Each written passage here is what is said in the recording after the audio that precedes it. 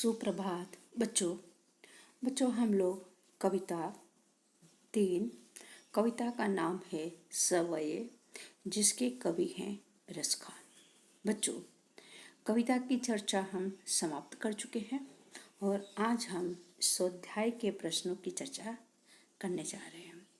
बच्चों, स्वाध्याय के प्रश्नों की चर्चा करने से पहले आपको एक खास सूचना, जहाँ भी आपको समझ में नहीं आ रहा है कविता या पाठ, आप बेझिझक पूछ सकते हैं। ओके, और अपनी नोट में पीडीएफ या यूट्यूब के द्वारा सभी कविता और पाठ के प्रश्नोत्तर व्याकरण विभाग लिखते रहिए, जिससे आपको परीक्षा के समय किसी भी तरह की परेशानी न उठानी पड़े। तो बच्चों, वैसे हम लोग सवये काव्य के सभी शब्दार्थ लगभग कर चुके हैं, लेकिन फिर भी एक बार यहाँ पर शब्दार्थ पर निगाह डालते हैं।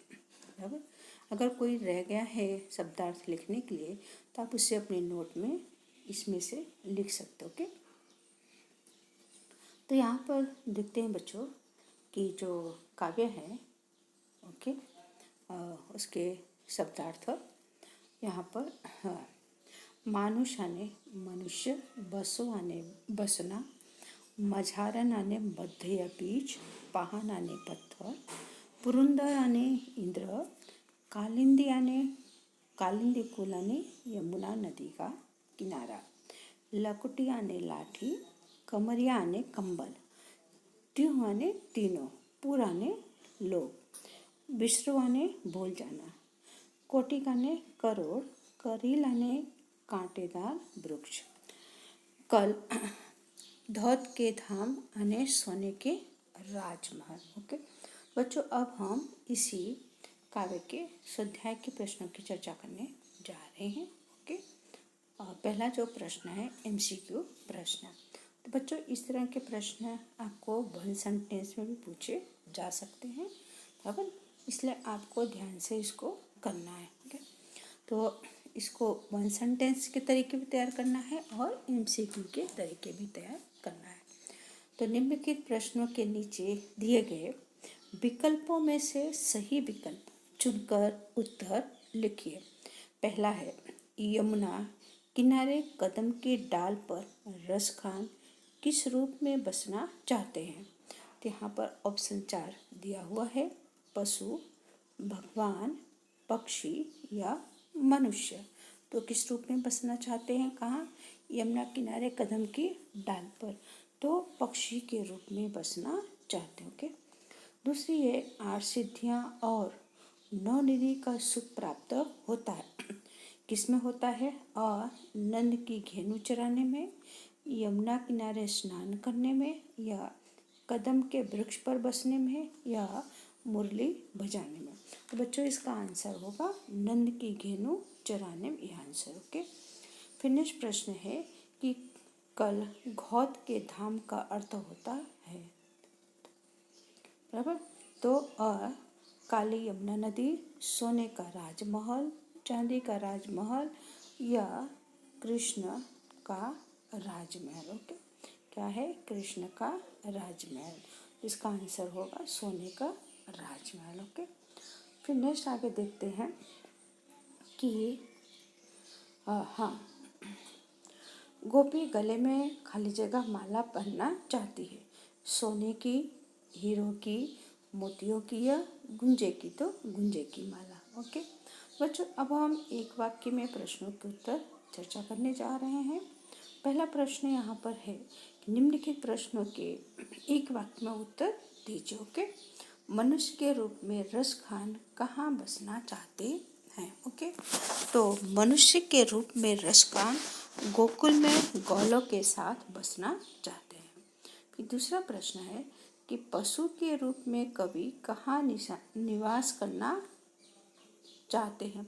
निवास यानी रहना, तो पशु के रूप में कवि नंद जी के गायों के बीच निवास करना चाहते हैं। थर्ड प्रश्न, रसखान किस पत्थर का पर्वत बनना चाहते हैं।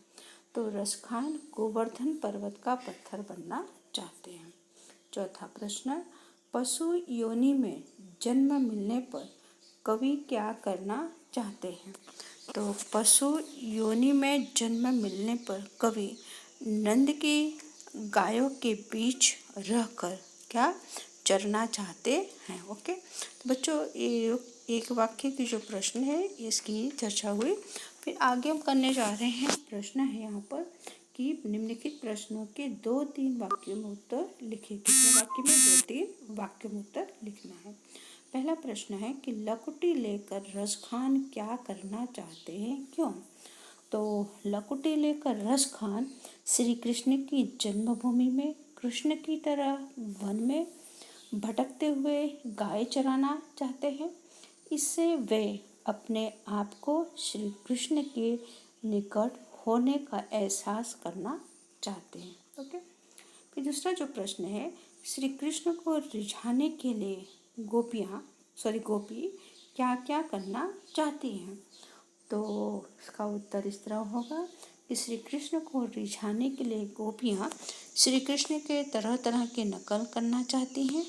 वे श्री कृष्ण की तरह अपने सिर पर मोर पंख धारण करना चाहती हैं, गुंजों की माला गले में पहनना चाहती हैं तथा पीतंबर ओढ़कर और हाथ में लाठी लेकर गायों के पीछे गौलों के साथ साथ वन में भटकना चाहती हैं। ओके, ये गोपियाँ करना चाहती हैं। फिर उसके बाद है नेक्स्ट प्रश्न जो यहाँ पर है, देखते हैं।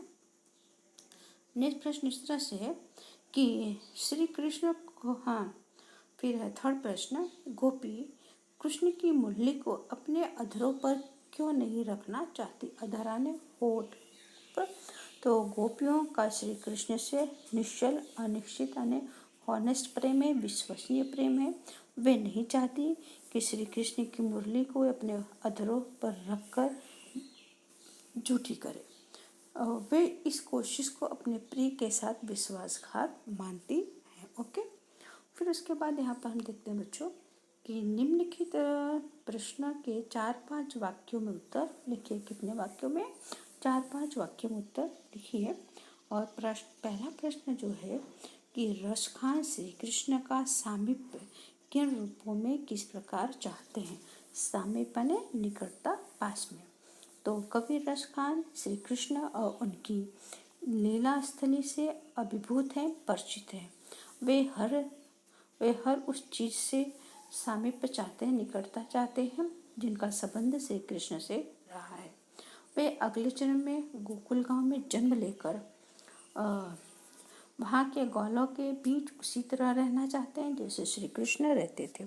श्री कृष्ण बचपन में नंद की गाय चराने जाया करते थे।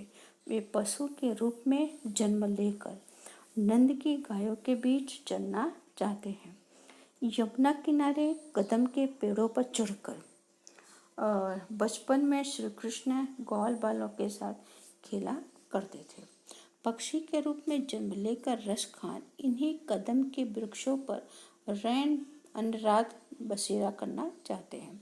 इतना ही नहीं, यदि अगले जन्म में पत्थर बने तो उसी पहाड़ का पत्थर बनना चाहते हैं कि बनने की कामना करते हैं कि जिसे श्री कृष्ण ने अपने हाथों में उठा लिया था, यानी जिसका उन्होंने स्पर्श किया था। ओके, फिर नेक्स्ट प्रश्न यहाँ पर है कि दूसरा जो प्रश्न यहाँ पर है कि दूसरा प्रश्न थोड़ा विस्तार से लंबा प्रश्न है कि प्रश्न इस तरह से है कि कवि श्री कृष्ण से संबंधित किन वस्तुओं का अभिलाषा करता है, इनके लिए वह किन किन वस्तुओं को छोड़ने के लिए तैयार है। तो कवि रसखान श्री कृष्ण के प्रति अनन्य श्रद्धा है। वे हर हालत में श्री कृष्ण के समीप रहना चाहते हैं। इसके लिए वे उन वस्तुओं की अभिलाषा करते हैं जिसका संबंध श्री कृष्ण से रहा है। और श्री कृष्ण लाठी और कमली लेकर वन में गाय चराने जाया करते थे। जिस लाठी और कमली पर वे आकाश, पाताल और मृत्युलोक तीनों लोकों के राज्यों को भी बेकार मानते हैं और उसे खुशी खुशी छोड़ने को तैयार हैं। नंद की गायों को चराने के सुख को वे 8 सिद्धियां एवं 9 निधियों से भी बढ़कर मानते हैं। इसे पाने के लिए वे इन्हें सहर्ष छोड़ने को तैयार हैं। व्रज के जिन वनों, बगीचों और सरोवरों का संबंध श्री कृष्ण से रहा है, उन्हें देखने के लिए उनके मन में बड़ी अभिलाषा इच्छा है। इतना ही नहीं, वे व्रज की कांटेदार झाड़ियों के लिए सोने से बने करोड़ों महलों को भी न्यौछावर करने के तैयार हैं। ओके, इसका उत्तर इस तरह से होगा। फिर आगे देखते बच्चों, यहाँ पर नेक्स्ट जो प्रश्न यहाँ पर है कि सर जो प्रश्न यहाँ पर है कि श्री कृष्ण की मुरली का व्रज की स्त्रियों पर क्या प्रभाव पड़ा। तो व्रज की स्त्रियां कृष्ण की मुरली की धुन की दीवानी थी। श्री कृष्ण ने अपनी मुरली की मनमोहक तान से व्रज की समस्त स्त्रियों पर कुछ ऐसा जादू टोना सा कर दिया था कि वे उनके हृदय में घर कर गए थे। हालात ऐसी हो गई थी कि किसी को किसी की परवाह नहीं थी। व्रज के सारे स्त्री पुरुष की मुरली की धुन पर मुग्ध हो गए थे। ओके, फिर यहाँ पर है अंतिम प्रश्न जो है कि कृष्ण के प्रति अपनी भक्ति प्रदर्शित करने के लिए रसखान क्या क्या न्यौछावर करना चाहते हैं। बराबर, तो रसखान के मन में श्री कृष्ण के प्रति क्या था, अपार श्रद्धा और विश्वास था। ओके, वे अपने आराध्य देव के प्रति समर्पित हैं। वे श्री कृष्ण को कल लकुटी और कमली लेकर गायों को चराने के लिए वन में जाने वाला रूप उनके मन में समाया हुआ है। उस रूप का दर्शन करने के लिए वे तीनों लोगों के राज्य को न्यौछावर करने को तत्पर हैं। नंद की जिन गायों को उनके आराध्य देव श्री कृष्ण ने चराया था, वे उन गायों को चराकर अनोखा सुख प्राप्त करना चाहते हैं। इस सुख के सामने वे 8 सिद्धियों और 9 निधियों को भी तुच्छ मानते हैं। नंद की गायों को चराने के सुख के सामने वे इन सिद्धियों और निधियों को न्यौछावर करने को तैयार हैं। वे व्रज के लता कुंज एवं पेड़ पौधों का दर्शन करने के लिए बेचैन। इतना ही नहीं, वे व्रज की कटीली झाड़ियों को भी सोने से बने महल से मूल्यवान मानते हैं और उनके सामने वह सोने के करोड़ों महलों को न्यौछावर करते हैं। तो बच्चों, और यहाँ पर ये जो 5वां जो प्रश्न है, ये प्रश्न कोई इम्पोर्टेंट नहीं है, उचित जोड़ बनाइए। इस तरह के परीक्षा में नहीं पूछते हैं, लेकिन फिल इन द ब्लैंक्स में रिक्त स्थान में पूछ सकते हैं। तो यहाँ पर दिया हुआ है अ मनुष्य, पशु, पक्षी, पत्थर, फिर ब में नंद की गाय, यमुना किनारे कदम के डाल, गोवर्धन पर्वत, गोकुल गांव। तो मनुष्य क्या आएगा, गोकुल गांव। फिर दूसरा है पशु, पशु का क्या होगा, नंद की गाय। पक्षी, यमुना किनारे कदम की डाल, और पत्थर, गोवर्धन पर्वत। इस तरह से इसके उत्तर यहाँ पर कंप्लीट हुए और आप यूट्यूब में से भी और PDF में से देखकर अपनी कॉपी में प्रश्नों के उत्तर लिख डालिए। Thank you.